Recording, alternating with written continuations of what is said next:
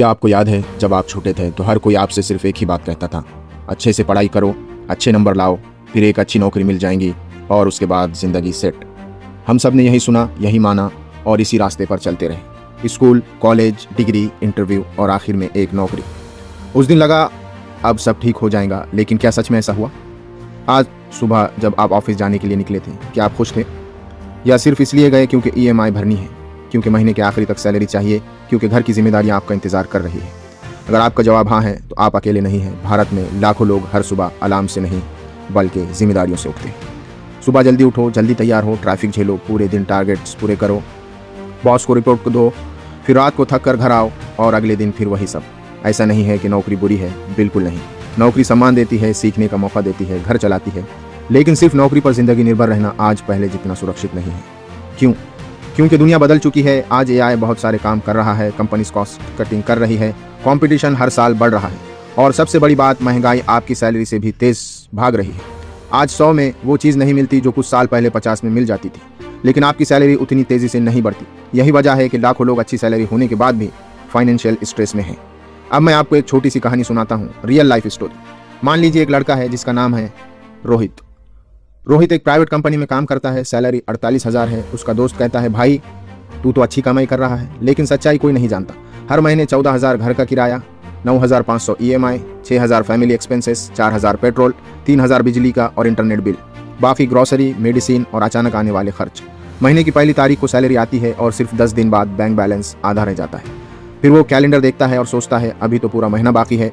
अगर आपने भी कभी ऐसा महसूस किया है तो कमेंट में सिर्फ एक शब्द लिखना, रिलेट, क्योंकि मैं जानता हूँ आप अकेले नहीं हैं। अब मैं आपसे एक सवाल पूछता हूँ, अगर कल सुबह आपकी कंपनी बंद हो जाए या किसी वजह से आपकी जॉब चली जाए, आप कितने महीने बिना इनकम के अपना घर चला सकते हैं? 1 महीना, 2 महीना या सिर्फ अगली EMI तक? यही सवाल आज दुनिया के करोड़ों लोगों को परेशान कर रहा है, लेकिन यहीं से एक नई कहानी शुरू होती है। क्योंकि आज हमारे पास वो मौका है जो हमारे पेरेंट्स के पास भी कभी नहीं था। एक स्मार्टफोन, इंटरनेट कनेक्शन और सीखने की इच्छा, बस इतना ही काफ़ी है एक नई शुरुआत करने के लिए। लेकिन यहाँ लोग सबसे बड़ी गलती क्या करते हैं? शॉर्टकट ढूंढते हैं। एक दिन में 10,000 कमाओ, AI से रातों रात करोड़पति बन जाओ, डेटा एंट्री करके लाखों कमाओ, और फिर या तो स्कैम हो जाता है या मोटिवेशन खत्म हो जाती है।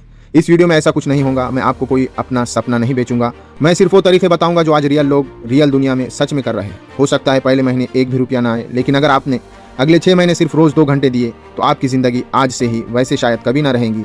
तो चलिए शुरू करते हैं पहला तरीके से। Learn high income skill, method 1।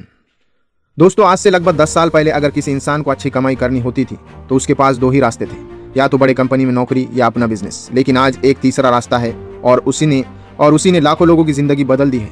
उस रास्ते का नाम है हाई इनकम स्किल। ध्यान से समझिए, डिग्री और स्किल दोनों अलग चीजें हैं।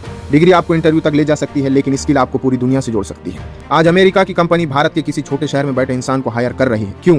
क्योंकि उसे अपनी लोकेशन नहीं, आपका रिजल्ट चाहिए। मैं आपको एक उदाहरण देता हूं। मान लीजिए एक लड़की है जिसका नाम है पूजा।